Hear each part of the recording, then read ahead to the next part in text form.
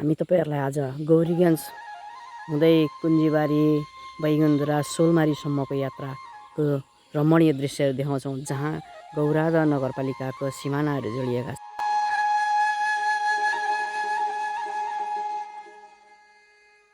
विकासले कसरी फड्को मार्दैछ, गाउँ सहर र बस्ती कस्ता अवस्थामा रहेका छन्, खेतीबारी झपक्क झुमेका फलबारी चपक्क फलेका धानका बाला, यी सबै समेटिएको दृश्यसहितको भिडियो तपाईहरुलाई पस्कनेछौँ।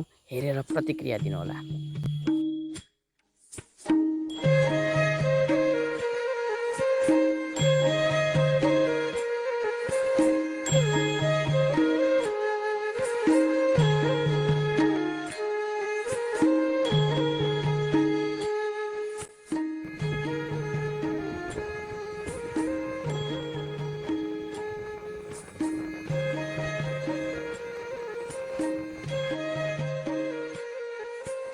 हुलाकी राजनगरको अन्तर्गत पर्ने गौरीगञ्जबाट कुञ्जीबारीसम्मको यात्रामा छौँ अहिले हामी। यो बाटो, यो ठाउँ र सहर धेरै लामो पछाडि हिँडेका हौँ हामी पनि। हाम्रो टिम, हाम्रो उद्देश्य सबै ठाउँलाई चिनारी गराउने ठाउँमा हामी तुलाचन बजारमा आइपुगेका छौँ। यस्ता दृश्यहरू, कति राम्रा मन्दिर, मठ मन्दिरले भरिएको ठाउँ, चपक्क धानका बालाहरू झुलिँदै गरेको अवस्थाका ठाउँ,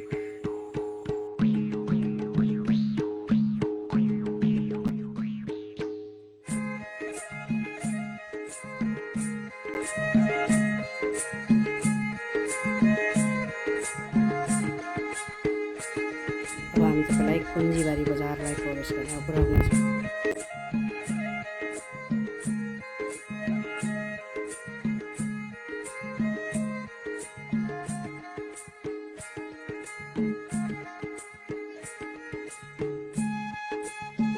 कुञ्जीबारी बजारमा अवस्थित हात्तीको मूर्ति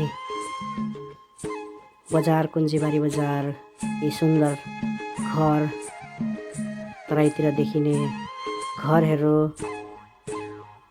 अब हामी प्रवेश गर्दैछौँ जहाँ कुञ्जीबारी बजार, जुन चाहिँ बजार लाग्ने गर्छ, बसुहाटको बजार, पशु बजार लाग्ने गर्छ। यो ठाउँमा पशु बजार निकै पुरानो ठाउँ, निकै पुरानो बजार, जहाँ ती पूर्वी भेगका प्राय वस्तुहरू यहाँ ल्याएर किनबेच गरिने गरिन्छ।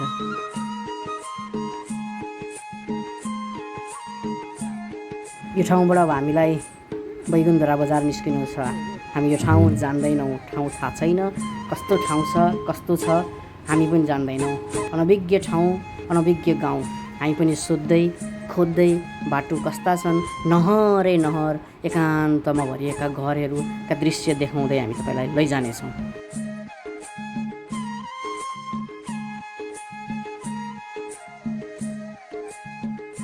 नहरमा पानी सुकेको भए पनि यो नहरको ढोका जुन एकातिरको गाउँमा लानको लागि प्रयोग गरिन्छ भने अर्को ढोकाले अर्कोतिरको गाउँमा पानी लानको लागि प्रयोग गरिन्छ, जहाँ यहाँका किसानहरूलाई धान खेती र बाली गर्नका लागि पानी सिँचाइको लागि एकदमै सुविधा बनेको छ। सोध्दै खोज्दै हामी यो सङ्गम बिन्दुमा आइपुग्यौँ, जुन गौरादा नगरपालिकाको वडा नम्बर 9 अन्तर्गत पर्ने बैगुन्धुराको वडा कार्यालय आइपुग्यौँ।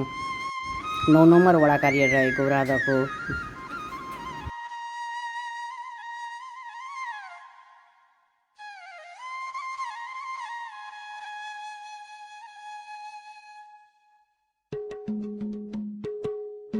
अब चाहिँ हामी बैगुन्धुरा बजार आइपुगेका छौँ। बैगुन्धुरा बजार निकै वर्ष अगाडि म पुग्दाखेरि त निकै विकट जस्तो लाग्थ्यो।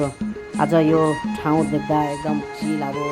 निकै सुन्दर गरी बनाइएको ठाउँ, बजारलाई व्यवस्थित गरिएको रहेछ, टाइलहरू लगाएर एकदम सुन्दर बनाइएको रहेछ। धेरै नै खुसी लाग्यो। विकासले फड्को मार्दैछ जस्तो लागेर आयो।